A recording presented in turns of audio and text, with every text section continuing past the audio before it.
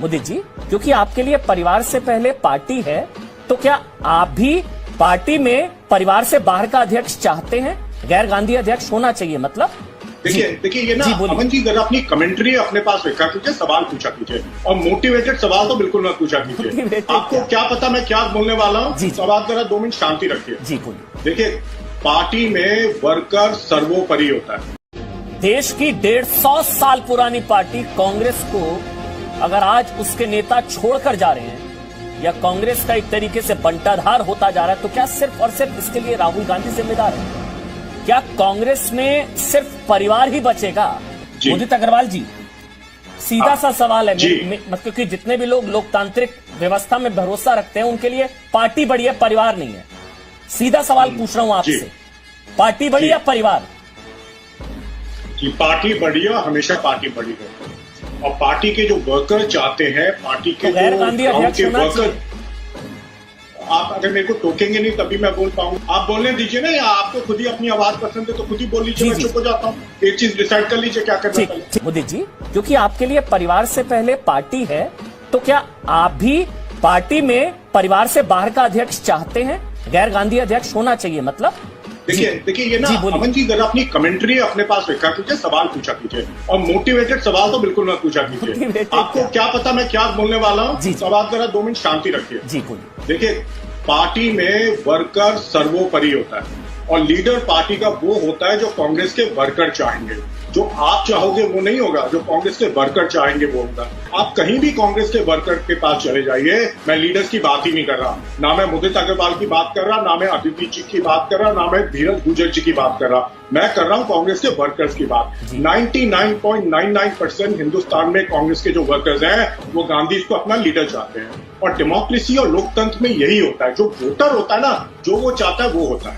आज मोदी जी अगर हिंदुस्तान के प्रधानमंत्री इसलिए क्योंकि लोगों ने वोट किया है, ममता जी इसलिए जीती है क्योंकि जो उनका वोटर बंगाल का उन्होंने वोट किया है। ऐसे राहुल गांधी जी या कोई भी गांधी अगर प्रेसिडेंट बनता है वो इसलिए बनता है क्योंकि कांग्रेस के वर्कर्स वोट चाहते हैं। ये बात समझने की जरूरत है। राहुल गांधी की सरनेम के अलावा एक उपलब्धि, सरनेम के अलावा एक उपलब्धि बोलिए। अब आप सुनिए जी, उनकी सोच बहुत अच्छी है, उन्होंने अपनी सोच नहीं यार, मोदी अग्रवाल जी गलत बोल रहे हैं आप। Can you listen to me? Why I should listen to you? आप गलत बोल रहे हैं, बोलिए। आप बीच में मत बोलिए। बोलिए। आपको मैं चेता रहा हूँ, आप बीच में मत बोलिए। अच्छा, डराइए मत, नहीं धमकाइए नहीं, डराइए नहीं, मैं डराऊंगा आपको। आपको ठीक है, नहीं मेरे को डर लगता है जी। नहीं, मैं सवाल नहीं छोड़ूंगा मोदी जी, आपको लग रहा हो आपको बहुत आदत पड़ गई है बीच में बोलने की। एक उपलब्धि आपको बिल्कुल नहीं बोलने दूंगा, सरनेम के अलावा एक उपलब्धि कंटिन्यू करने दूंगा। आप बोलिए मोदी, आप बोलिए। आप बीजेपी के एजेंट है, आप बीजेपी और अमित शाह के एजेंट है, इसलिए आप मुझे बोलने नहीं देंगे। आपको वहां से डंडा पड़ता है, डरते हैं आप उनसे, बिल्कुल चुप रहना। उपलब्धि जी, मैं आपको जानता हूँ, आप बीजेपी के एजेंट है। चलिए ना, सब स्वीकार सर। इतनी अच्छी सोच थी राहुल गांधी जी की, उन्होंने यूथ कांग्रेस में इलेक्शन करवाए, NSUI में इलेक्शन करवाए। वो क्यों करवाए थे? क्योंकि उनको कहीं ना कहीं लगा कि जो यंग लोग हैं, जो नए लोग राजनीति में आना चाहते हैं, ये उपलब्धि है। आपकी समझ में नहीं आएगी शायद, क्योंकि आपको वही समझ में आता है जो अमित शाह और मोदी जी कहते हैं, आपको आ ही नहीं सकती अमन जी समझ में। तो प्लीज, जनता को समझ में आ रही है तो आप बीच में ना बोले तो अच्छा है, मुझे जनता से बात करने दीजिए। तो उन्होंने यूथ कांग्रेस NSUI में इलेक्शन करवाए, जिससे कि काफी प्रतिभा यूथ कांग्रेस और NSUI में आगे निकली, जो आगे बढ़ के फिर उन्होंने लीडरशिप का रोल लिया, उन्होंने यंग लोगों को कांग्रेस में प्रमोट किया।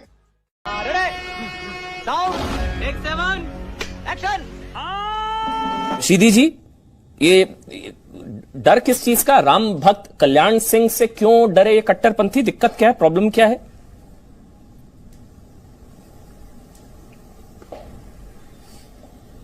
पहले अपनी लैंग्वेज को आप सुधारें, आप किसको कट्टरपंथी बोल रहे हैं? शर्म है? कुछ शर्म आया है? अगर आप कट्टरपंथी की बात कर रहे हैं तो देश के अंदर खुलेआम लोगों की लिंचिंग हो जाती है। अभी इंदौर का मसला परसों का आपके सामने है, आपने क्या उनको एक बार भी कट्टरपंथ बोला आपने? नहीं। आइंदा इन अल्फाजों का नहीं, मैं बोलूंगा, आइंदा मुझे वार्निंग मत दीजिएगा, मैं ताड़ ठोक के बोलता हूं। आतंकी मन्नान वानी के मरने पर मातम बनाने वाला कट्टरपंथी कि मैं दलाली करता हूं सरकार की। आतंकी मन्नान, आप दलाल पत्रकार, मैं हूं देश का दलाल पत्रकार। आप कौन है? शर्म नहीं आती आपको? नहीं।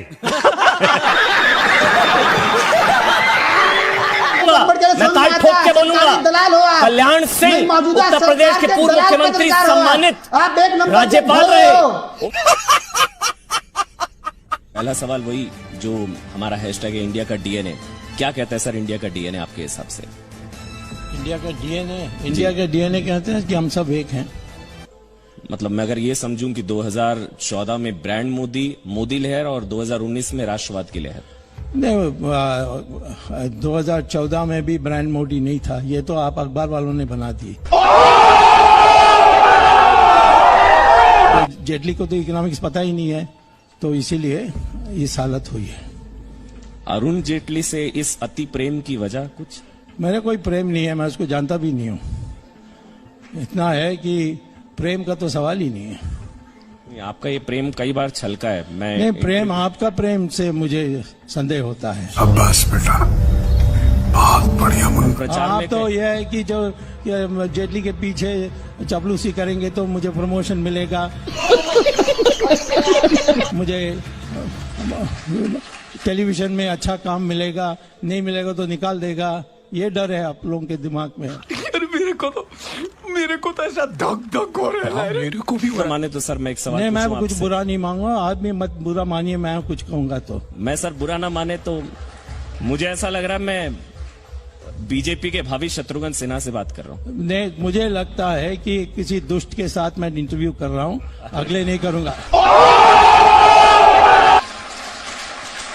नहीं सर, मैंने इसलिए आपसे बोला ये क्योंकि इतने बागी नहीं कहूंगा, इतना खुलकर सरकार के साथ सरकार के मंत्री का इतना मुखर विरोध देखिए, किसी ने नहीं ये किया तो सर। तय करने वाली है सरकार, ये तय करने वाली है पार्टी। वो कुछ नहीं कहते हैं। तुम्हें इतना क्यों, तुम क्या जेटली का चमचा हो? मोदी सरकार का प्रचार, लेकिन सुब्रमण्यम स्वामी नहीं है चौकीदार। मैं चौकीदार नहीं हो सकता। चौकीदार का काम है कि किसी को चोरी करने से रोकना। और मैंने कहा कि ब्राह्मण होता है ज्ञानी और त्यागी, कोई जन्म से ब्राह्मण कोई नहीं होता हमारे देश में, होना भी नहीं चाहिए। कृष्ण भगवान ने इसको स्पष्ट कर दिया गीता में। पता नहीं अब गीता पढ़ते हैं कि नहीं। मतलब कोई ब्राह्मण अगर है वो चौकीदार नहीं हो सकता। नहीं, फिर वो ब्राह्मण का काम नहीं कर रहा, वो फिर चौकीदार हो जाता है। दोनों नहीं हो सकते। ये मेरे को पता है, ये कंट्रोवर्सी, ये जातिवादी टिप्पणी नहीं है कि कोई ब्राह्मण चौकीदार दोबारा नहीं शुरू हो कर दिया। सकता। अभी मैंने तुम्हें एक्सप्लेन किया था, दोबारा एक्सप्लेन कर रहा हूँ, जन्म से नहीं होता है। ये जो जाति चल रही है वो तो जाति और वर्ण में फर्क है, वो भी नहीं आप जानते हैं। यही प्रॉब्लम है। ये आपका पश्चिमीकरण बहुत हो गया है, थोड़ा भारतीयकरण करो अपने का।